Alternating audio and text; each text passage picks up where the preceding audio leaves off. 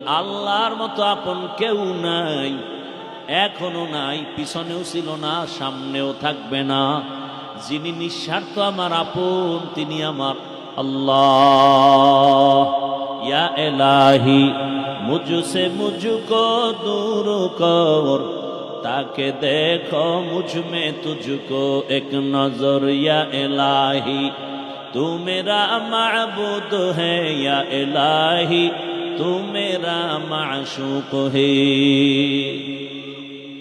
সিরাত সম্মেলন মানি রসুলের আদর্শের বয়ান, রসুলের আদর্শ মানি কোরআনুল কারীম। টোটাল কোরআন রসুলের সিরাত, কোরআনের যত আলোচনা হবে সব সিরাতের আলোচনা। কারণ এ বিষয়ে উলামায়ে হযরত তথ্যবহুল আলোচনা করেছেন। আল্লাহ দুনিয়াতে মানুষ পাঠাইছেন, এ কথা বলতে গিয়ে আল্লাহ পাক বললেন, আমি মানুষ ও জিন সৃষ্টি করি নাই, হ্যাঁ করেছি ইবাদতের জন্য।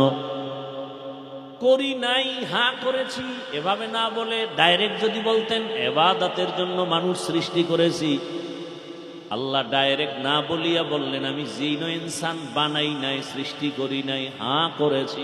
ঘুরাইয়া বললেন কেন? আল্লাহ মানুষের জেহেন আর অন্তর খালি করে বললেন তোরে বানানো হয় নাই, এটা দিলের মধ্যে ঢুকা।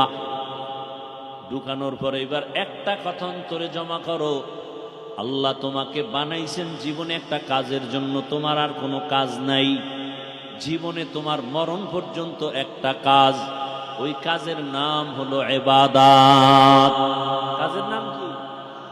ইবাদত।